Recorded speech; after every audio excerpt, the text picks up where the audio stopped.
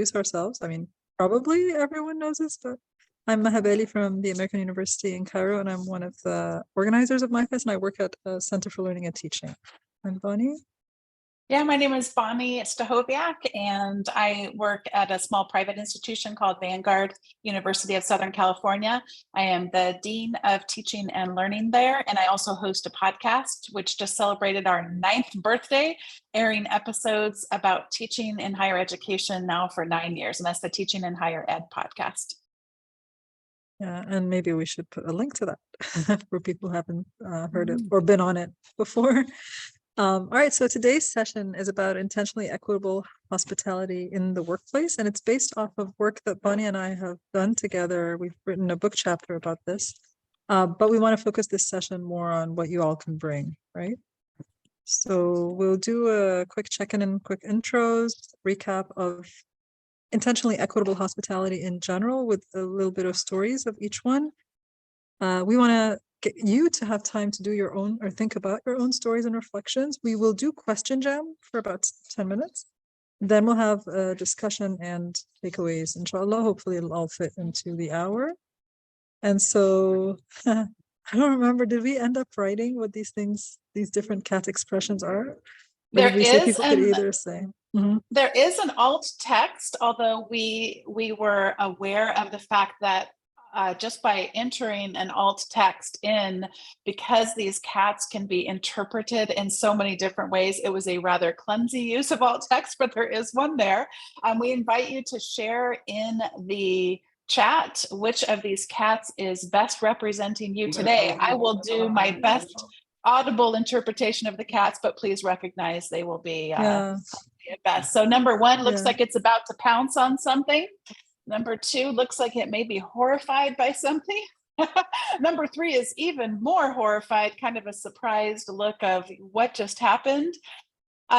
Sorry, that was number 3. Number 4 is the most misunderstood cat, or interpreted in many different ways, but as a cat, some people see as chilling out, laying on its back with its legs out. Some people say that it's expressing its displeasure. So number 4 is the Bonni, can I interrupt you for a second? Because one of the things we do, if we start writing the number in the chat, the person in the room who is blind cannot remember all the 9 that we described. Yes. So as you write in the chat, say, I feel like number X because I feel X. Because even if we said all 9, and even if Yasser has access to the alt text, he's not going to remember. Yeah. So I would say, as you say which one, say why. So yeah, so like Rissa's saying, 3 looks stoned, and she's thinking about catnip. Anyone? I don't know what catnip is, but catnip is the marijuana for cats. Yes, it is. Is that what it is? Okay. They play with it and get a little bit stoned. They like the smell of it, and they like to play with it. Yes. So number 5 is kind of a mellow cat, but maybe a little bit unhappy. Number 6 is, I would say, looking really, really sad with the paws up, very sad. Number 7 is just kind of a blank stare. Number 8 is grumpy cat. And number 9 has its tongue out, maybe waiting with eager anticipation. We don't know. So feel free to type into the chat. Yeah, 9 resonates with Virginia because it's really hot and it looks like it's panting. So that works for her. Irene's got number 8. Yeah. Go ahead. She says she has too much going on. 8 is the angry cat. And she says, I feel like 8 because I have too much going on. Or grumpy cat, I guess. Yeah. Number 9 for Virginia. It's really hot. Oh, we already did Virginia's. Yeah. Yeah. So 9 is being interpreted in different ways. So Anna's saying that it's sticking its tongue out in mild exasperation, but Meg says 9 is excited. George, 6 for me, trying to figure out just what the heck is going on. Yes, could be applied in so many ways. And Yasser says number 9, which awaits something. Yes, it does look like it's waiting. I feel like number 5 from Christina, I'm on vacation this week, and so kind of relaxed, but also feeling anxious about starting a new role next week. Oh, Christina, if you feel like sharing, I'd love to know what that new role is. I haven't heard about that. If you feel like sharing, that'd be fun. Janana's saying 3, a bit in overdrive as jet lag keeps me sleepless. Oh yeah, that could be a jet lagged cat. I've never tried taking an animal transatlantic or something. All right, Maha, I think we're doing the quick introductions. Do you want to kick us off there? Yeah, so we're going to send you guys to breakout rooms to say in trios, to say, why are you here? What do you hope to give? And what do you hope to gain? I think 6 minutes for that should work if you give everybody a couple minutes to do that. I'm going to just get off the share so that I can put the questions in the chat. They say sometimes, I think the new version of Zoom doesn't take the questions with you to the breakout room. But I'll share the screen again quickly when you go to the breakout rooms, if that helps. Okay. So let's do trios for 3 minutes. Is everybody okay with that? If you aren't able to speak, I'll try to create an extra room that's a quiet room. And then you could move yourself there. I'll allow you to move yourself so that it isn't an issue. I'll add a room, call it the quiet room. And make sure you all are capable of moving yourselves. Bonnie, I accidentally included you in the people who are going to breakout, so I'll just move you to the quiet room so you can come back here. Sounds And good. so, yeah. So all the rooms should have 3 to 4 people. So if you're in the room with the 4 people, please just make room for everyone to speak. So if you have like 6 minutes, that means a bit less than 2 minutes for each person. And then if you're 3, then about 2 minutes for each person. Is that good? Everybody okay with what you're going to do? All right, we'll see you back here in a minute, and I'll stop recording obviously while you're in the breakout. So someone remind me to re-record. Back to All these things. Welcome back, everybody. I hope you had a good conversation in your rooms. I know that a lot of you already know what intentionally equitable hospitality is. So I'm going to start just describing it a little bit for people who don't know what it is. But what I would love is for those of you who already know a little bit about intentionally equitable hospitality to write in the chat like 1 or 2, 3 word things that stand out for you about what intentionally equitable hospitality is, either what it is or why you're interested in it. Just let us know in the chat while I speak so we can have these parallel conversations so that we're building on everybody's knowledge. That's okay. So yeah, there's going to be question jam later. So just that's where my slides are, but I'm going to move back to where we need to be. All right. So intentionally equitable hospitality arose historically out of something called virtually connecting, but for the purposes of today, we're going to focus on the work by Mia Zamora and myself. I'm sorry I didn't link to the paper here, but I can link to it later. And the idea behind it is that we believe that everyone who is a teacher or facilitator is really like a host of that space, and they're responsible for making everyone in that space feel welcome. And in order for everyone to feel welcome, this needs us to pay attention to inequities and to try to redress them. And it needs a lot of intentionality as we take these actions. So we're supposed to redress injustice with care through this intentionally equitable hospitality. And in our work, as we decided to like look at the praxis that we do, so we're sort of reflecting on what we already do, we started to think, oh, well, there are actually 4 phases to this. There's a pre-design. So before you even start to design a workshop or a lesson or even a gathering that you have at home, who do you involve in the design in the first place? So before you even design, who's with you designing it? Who is someone who's doing the quality assurance, decision maker, and what kind of impositions might they have, and how might they privilege certain groups over others? How might we dismantle or resist that? So we think about like when we design something in a university, we sometimes are stuck with certain classrooms that they assign us, and we sometimes those classrooms make the seating in a particular way, and those particular ways, reproduce hierarchy, for example, right? And how can we, before we even start designing our class, consider that in the way we design our class? Who do we involve in the design? Can we involve like students? Can we involve minority groups? Can we actually read books and include books that come from minority perspectives or marginalized perspectives to inspire us in how we design before we even design, right? And then in the design, when we're designing something, a learning experience, does our design anticipate or respond to inequalities that we know we are likely to find in our classroom? And which oppressions might our design redress, but which oppressions might our design reproduce? If anybody was in May Ahmed's session yesterday, she was talking about how STEM has a lot of hidden assumptions, unspoken rules, or I can't remember what she called them, but like sort of unspoken realities about STEM that reproduce certain inequalities, right? So just by teaching a STEM course, you're already, unknowingly possibly reproducing these kinds of things. And then facilitation, which a lot of times we can think about this facilitation, which is in the moment in your class where something happens, there's an inequality that we didn't know expected. There's someone who has a hidden disability or someone who gets offended by something that we didn't realize would happen. How do we do what Adrienne Marie Brown calls intentional adaptation?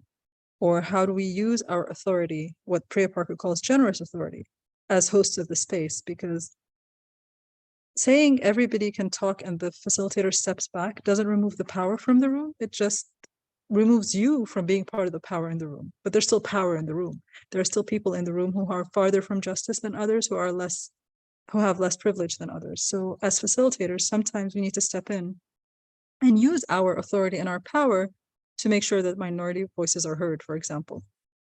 And so how do we do that in the moment?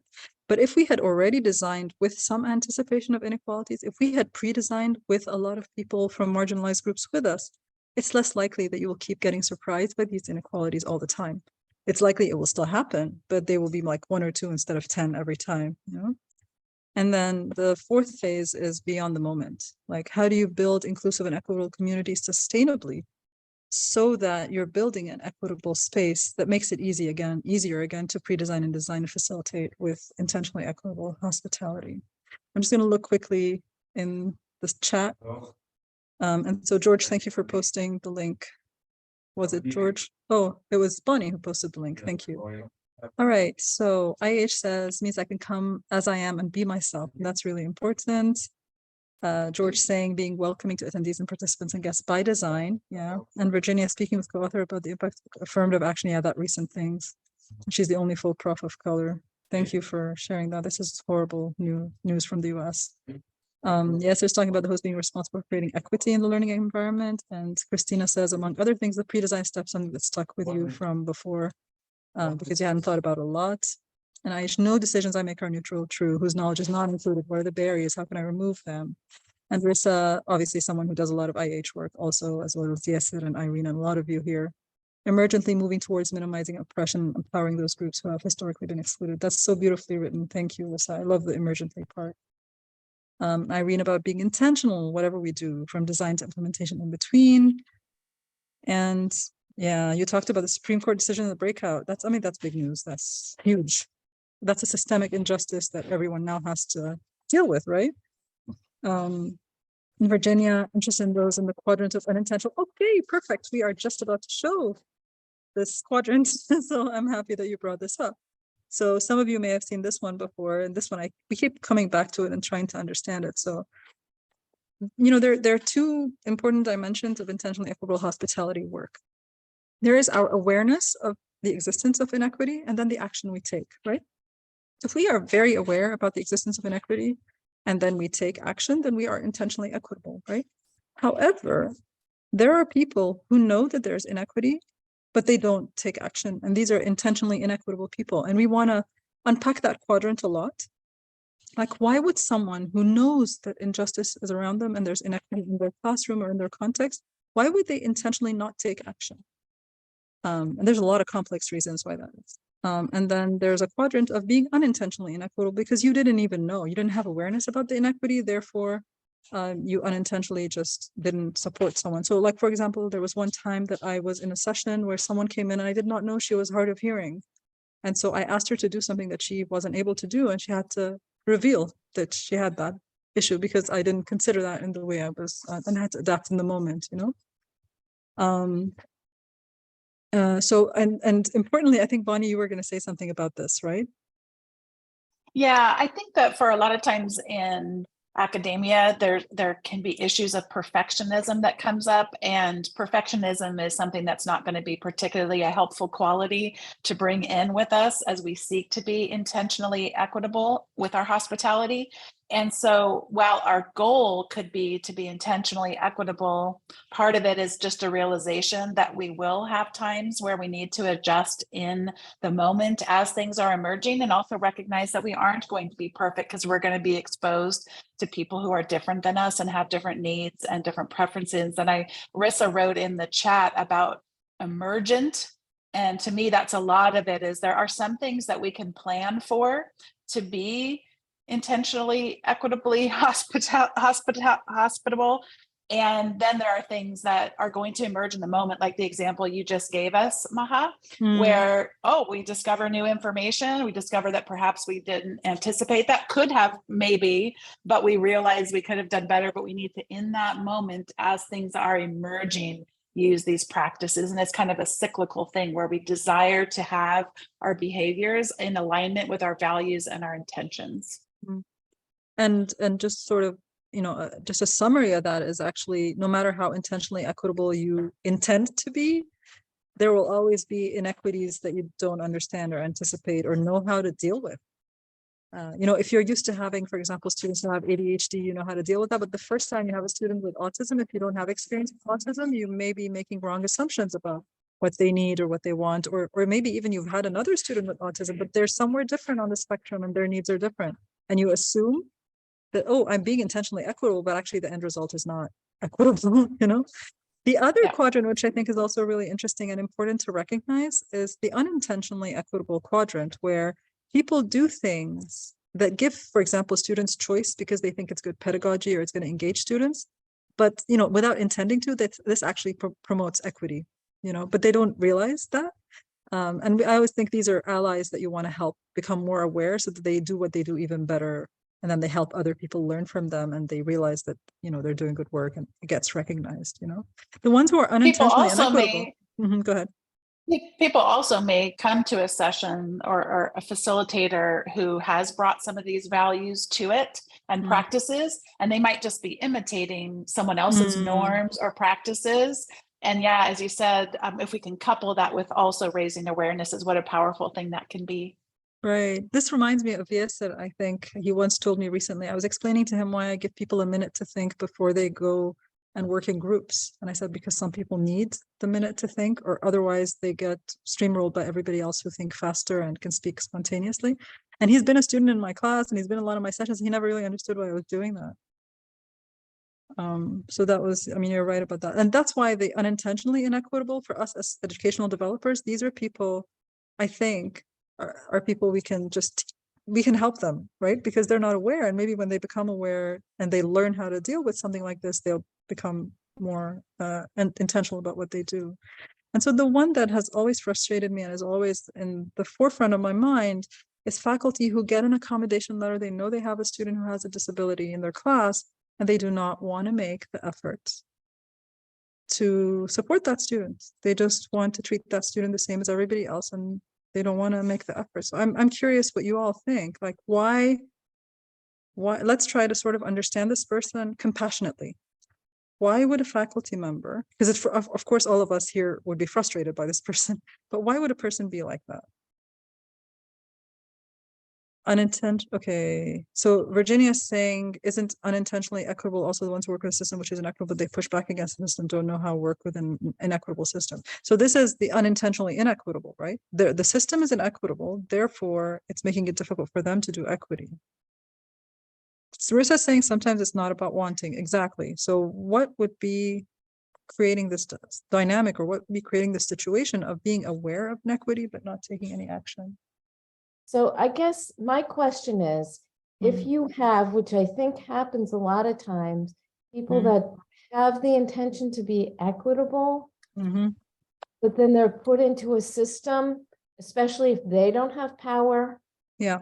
If they're put into a system where that is unequitable, therefore they're not really sure how to fight against the system. Yes. And especially if they don't have the power. So would they be in the low awareness, or would they be in a high awareness? So which quadrant? I think it would depend on the person.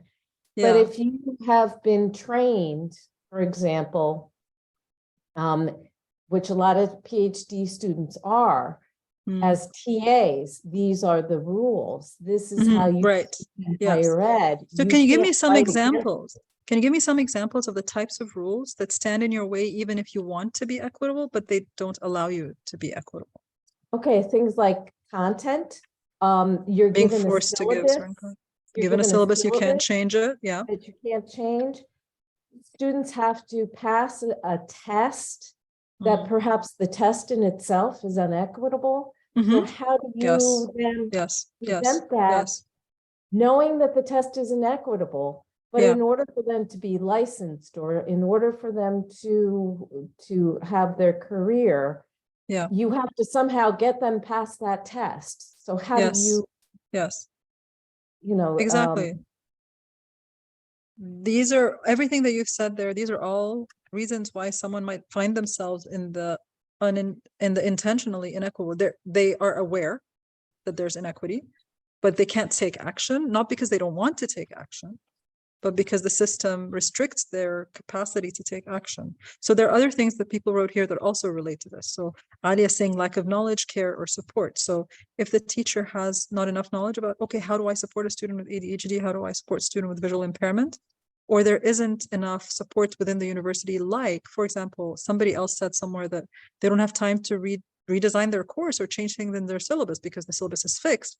But the university, if the university has to do ADA compliance, then I'm sure the university has resources, but the teacher might not know where these resources are. So for example, there might be a space in the university where someone would convert a non-screen readable article into an article in Braille or that is screen readable, but maybe the waiting list is very long and you have to wait a month until it gets done, or the teacher doesn't even know it exists, or they don't have enough staff to do it, or they don't have enough machines to do it, right? So that's not enough.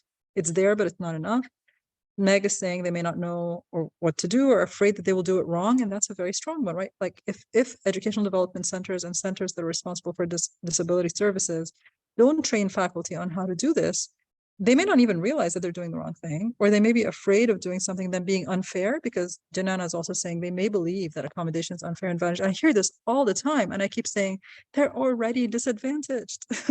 So you need to just give them make them on equal footing with everyone else, but a lot of people don't get that.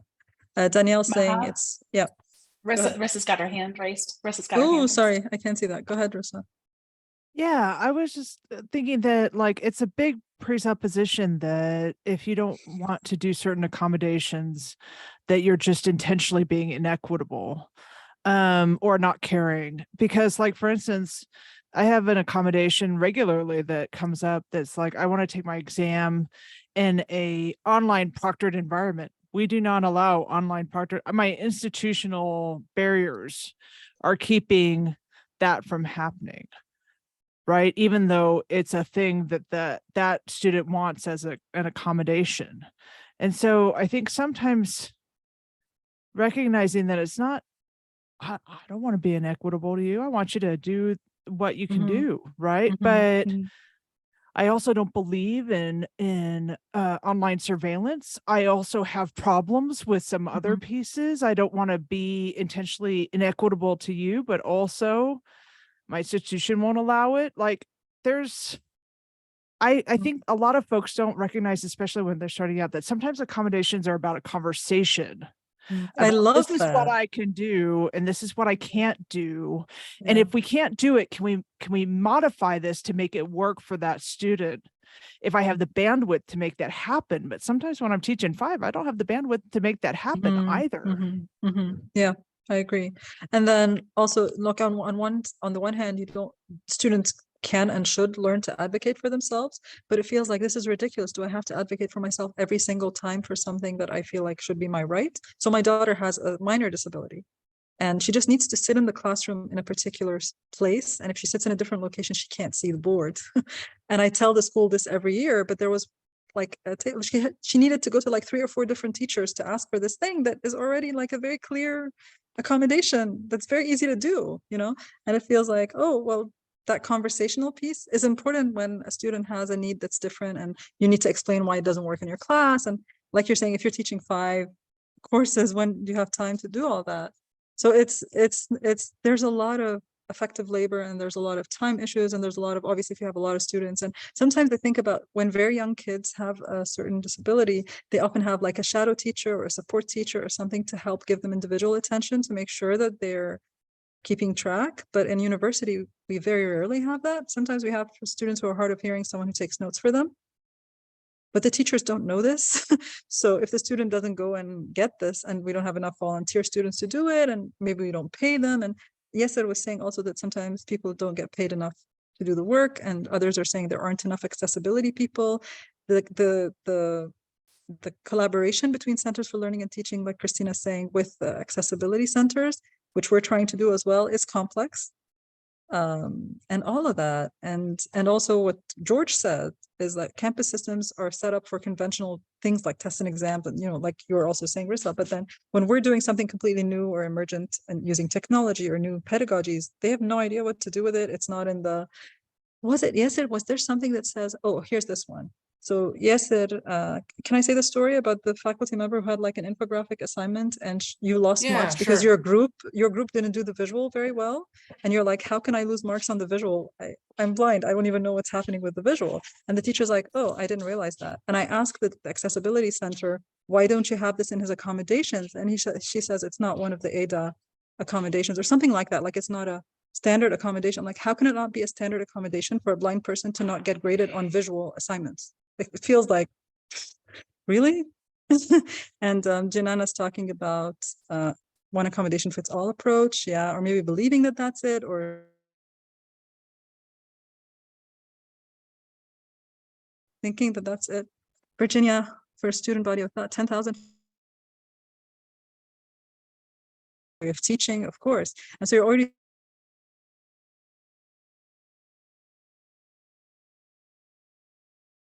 the way you want to, and then you have to do all this stuff on top of it. So this is a topic I think we could talk about. I'm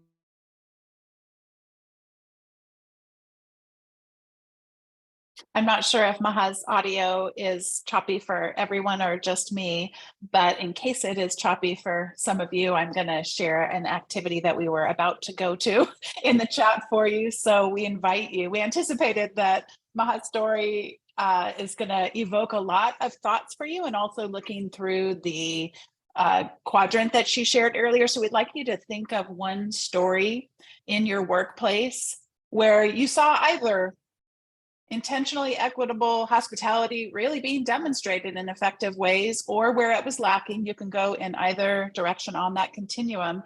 We invite you to reflect on that experience now and write it or type it privately for now. So we'd like you to just spend a minute and get it in your minds and in your hearts. So we're going to spend 1 minute just reflecting and capturing and writing, but privately for now, about a story in your workplace where it either was happening, you saw evidence of it, or was lacking. And I'll do a 2-minute timer. This is a timer app on Zoom that usually appears next to my picture.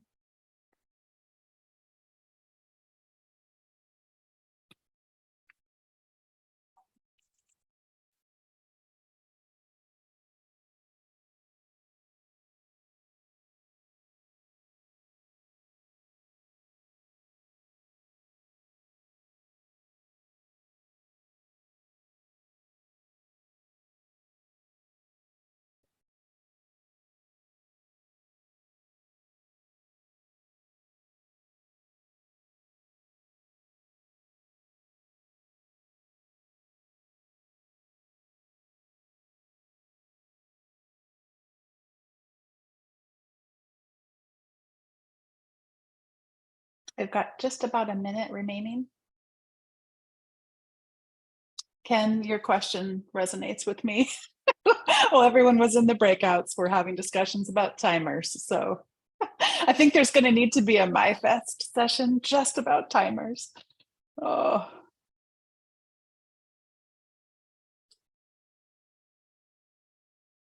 We should have made this an hour and a half.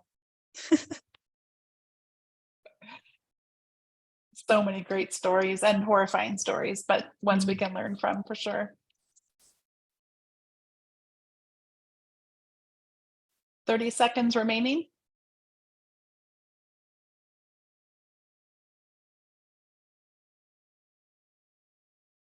I think we're going to do a part 2. I think that's the best solution. Sounds great.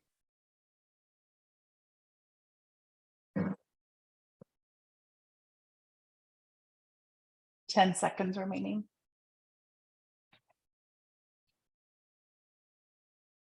Makes a sound too. You hear that? I didn't hear it, no. Tiny chirping But maybe I sound. just wasn't listening. Oh. Yeah. No, I didn't hear it. So Okay, I get to hear it. All right. So I want you to hold on to that story that you just thought of that goes in either direction, because a lot of times what this can evoke in us are feelings and thoughts, but also want us to lean in a little bit into questions. So Maha's story got to a question about why these things might be happening. We saw some very nuanced answers because there never is just one reason to those why kind of questions. I'd like to briefly share just a few reflections on accommodations, which extends a little bit to some of the comments that y'all were making and extends a little bit of Maha's story. I have a dear friend who has been living for a number of years, experiencing severely life-altering health situations, but without any kind of a diagnosis. And she finally, just in recent months, has a name to put on this thing that I say in air quotes, friends would tell her was just her not believing enough in a higher power, really helpful things that people tell you about your health challenges in your life. And so she now has an official diagnosis that leads to her receiving a formal accommodations around not participating in in-person activities at our campus because of her being now officially immunocompromised and people not being able to accuse her that it is just in her head or she's just living in fear. You can tell I have some feelings and thoughts about this as well. But the reason I have it in air quotes is that, yes, of course, in so many countries, there are legal requirements to accommodating people, but the very nature sometimes of requiring, and Maha mentioned this earlier, where if every single time you have to ask for whatever it is that you need, and sometimes what you really need is just to mourn and grieve the experience that you're having with your own health and just the ever exhaustion. I'm reading a book called Viral Justice. I don't know if any of you have read Viral Justice before or are familiar with that work, but I've learned about the term weathering. And I thought, oh, that is exactly what she's going through is weathering. And this shows up a lot with responses to racism, but of course could show up in these kinds of areas too. So my dear friend is just weathering the constantly needing to accommodate for things when we're trying to emphasize, why don't we just set up the system in the first place so that people don't have to ask every time? So why should she, for example, have to ask to have Zoom options set up for her instead of the, and again, I know that the statements I'm about to make may seem so obvious to us, but to me, this story is kind of how do we interrupt individuals' lack of either knowledge or empathy or what have you, and try to build some systemic practices and policies in place such that we aren't inflicting as much harm in our communities, waiting for people to catch up. And so the question that I'd like us just to reflect on here would be, how might issues like this be interrupted at the systems level as we are waiting? And Maha talked earlier about, yes, let's raise people's awareness. And in addition to that, let's also be thinking about the systems level. So we're going to look next at some questions that are on your mind as you have thought about your story in your community, whether it's one where you see it being practiced or you see it lacking.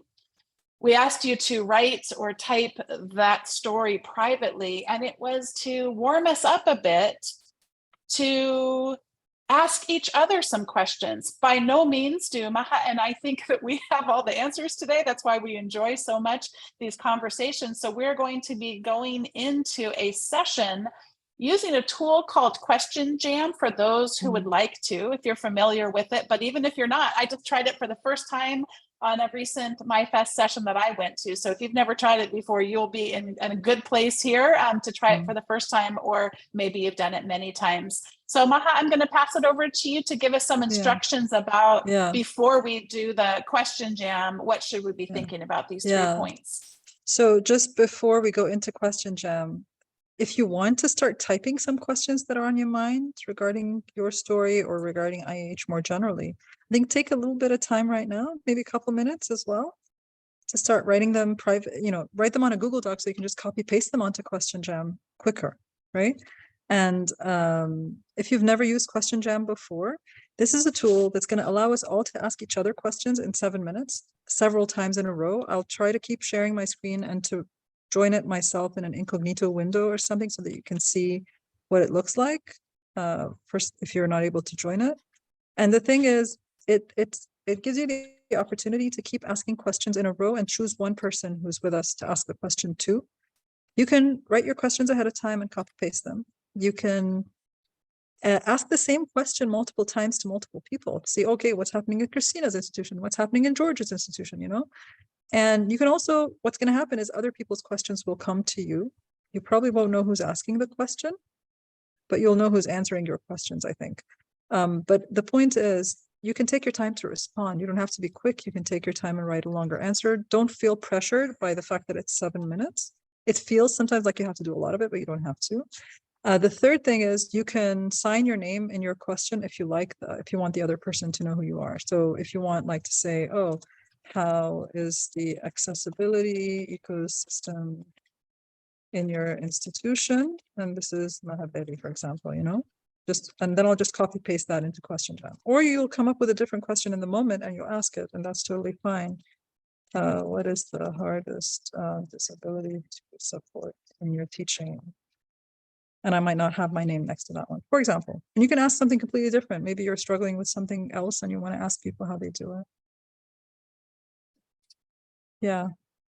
There will be an alternate breakout room discussion in case not everybody can join the Question Jam.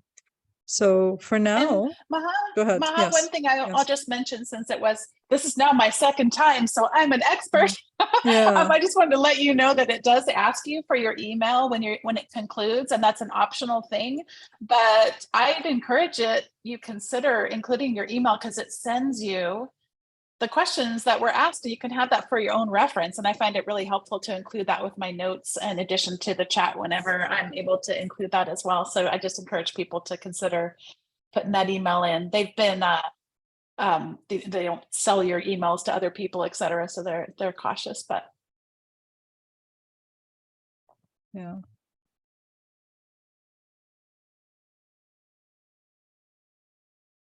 So I put the code in the chat and the QR code is there as well.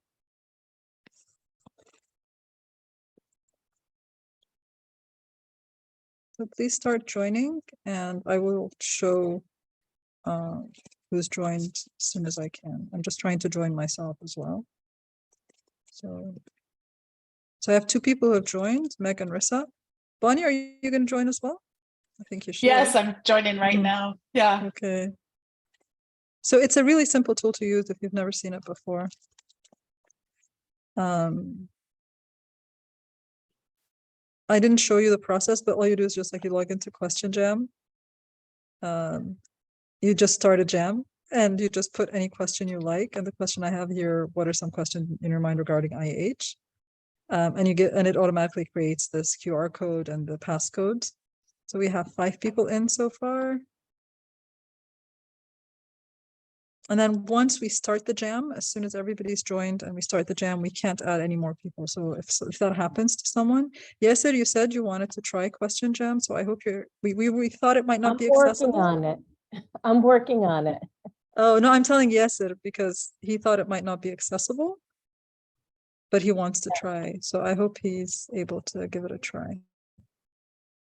Yeah, just give me a second. I'm having. Virginia, you're not the only one, don't worry. Okay. We have 16 people and only 10 have joined so far, so we're waiting on everyone else.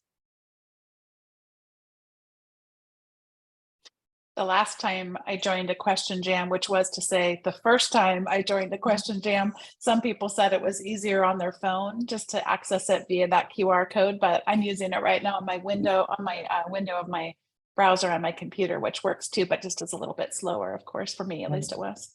Mm-hmm. Yeah. I just added a question about whether people think Question Jam feels like IEH or not. I'll ask it towards. Yes, Ed, you joined. I'm so happy. Because we were operating under the assumption that it wasn't accessible, I think, and he wants to try. How do I join? Janana? So go to questionjam.it and the passcode is B2CJWJ. Can you see that on the chat? Or I'll go up so you can see the QR code if you want to join from your phone. And I've joined from a different window, which you guys can't see right now, but I'll come back and share it when we start, so that the video still shows that. We were planning a breakout room activity, but we won't have time, unfortunately. The question jam takes exactly 7 minutes. All right, is anybody else trying to join the question jam and facing problems? The QR code is over here. You just go to questionjam.it and the passcode is B2CJWJ. Alia, are you there?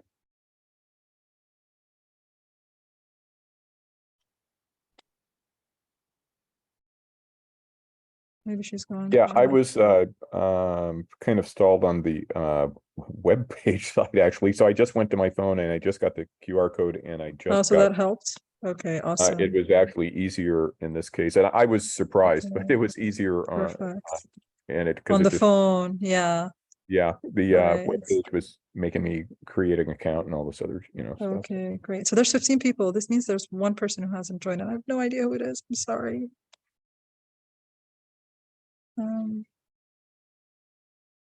Okay, well, you need to be questionjam.it, I think.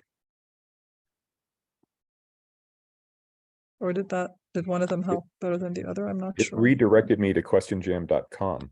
Oh, okay. I don't know why, but it says here question. I'll tell them that they're doing the wrong thing. Anyway, I know there's one person who hasn't joined, but that person hasn't spoken up. So I'm going to start the jam because we don't have a lot of time left.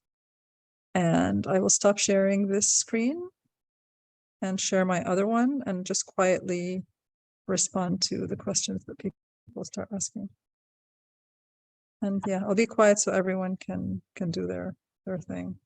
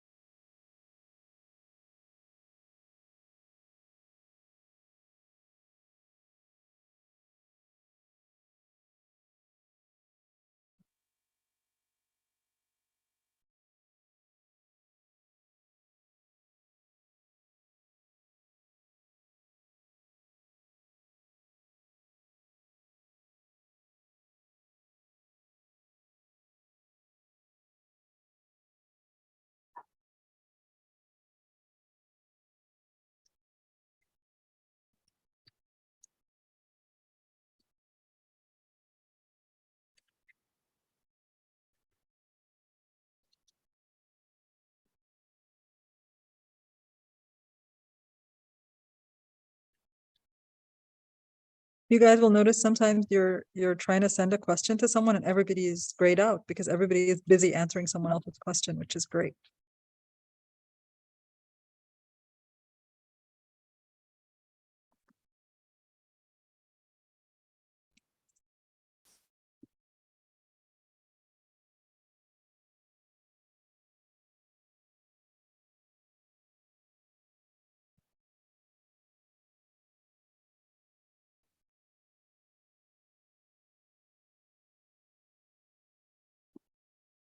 Hey, Maha, I just want to make sure I'm remembering correctly. Are the question jams always the same length?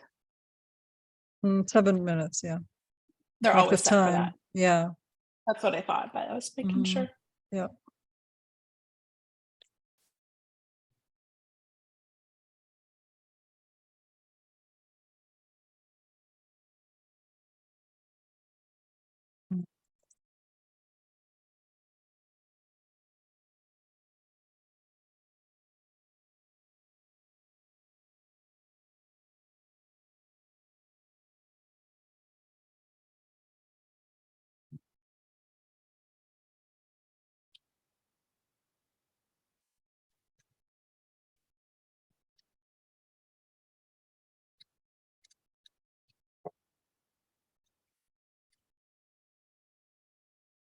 Mhm.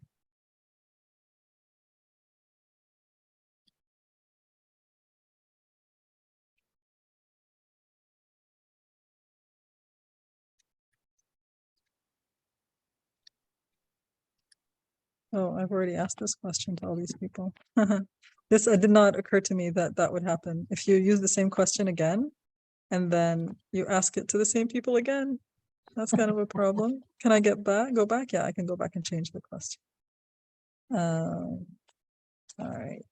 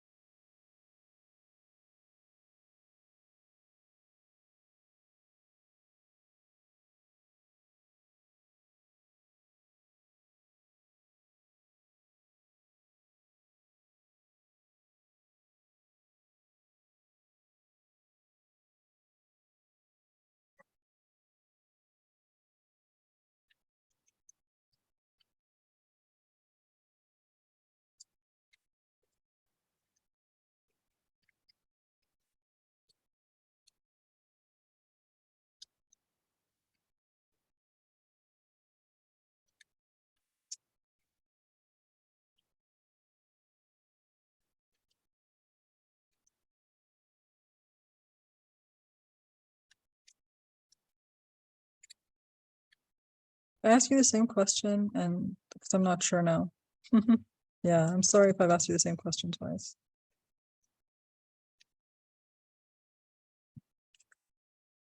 Just, tell me I've already answered this question or something.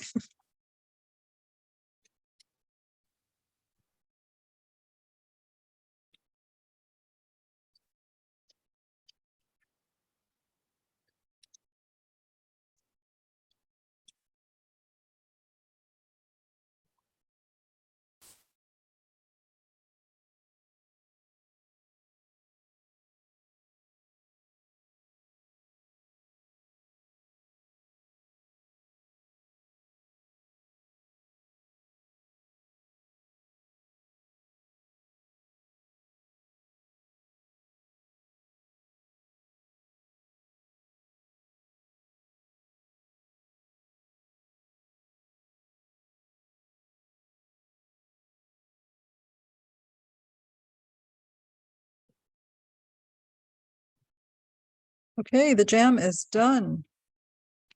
And if you give it your email, it will send you all the questions and answers. You won't know who asked which questions, but you should be able to. And we have 2 minutes left, but Unless they included their name, right? I mean, obviously, if they unless you included their name, included your you'll know. name, yeah, obviously, yes. And so I'm sorry that we won't have a very proper wrap up for this session. I'm just going to show very quickly. This is what Question Jam shows us at the end, like which words came up a lot in our questions, and IH and accessibility and systemic. And if I click on systemic, it's going to show me over here. How do you yourself struggling with practicing IH in your context? And this is from Bonni, and this is the answer about struggling with systems. Not telling us who's answering. Systems level is most top of my mind. I started to find like-minded people and IDing those that some power in the system. That's a great solution, I think. Who's responsible for the solution? And this was actually me answering everyone to systemic. Oh, it's not me actually, but I also said everyone to that kind of question. How can we discuss inequitable work, educational spaces more intentionally from a systemic level? So these are some of the things, you know, some of the questions we've been asking and answering. And I hope that you've had some questions of yours and you felt like they've been answered. Here's another one that has accessibility. The question is like defining features of IEH story. Does the question jump feel like it represents IEH or not? I asked a lot of people that question. And each of you had a different answer to that, actually. Someone was asking, do you make every document or resource accessible? And someone said that they do. How can IEH move beyond phase, the moment phase to include accessibility? So these are some of the things you guys asked and answered. I hope like you can download the data and look at it in more detail if you want. And I'll just show what that looks like really quickly for people who've not seen it before. And then I think we need to do a checkout, right? So that we stick to time. Yeah, while Maha's doing that, perhaps if you would just offer one thing in the chat that you'll be either continuing to ask throughout your day and week, or maybe something that you're taking away from today that you'll continue to celebrate or wrestle with, or any of the above, just a final thought or question as we close the session. And Maha's showing you the data. With all the questions and all the answers that they got.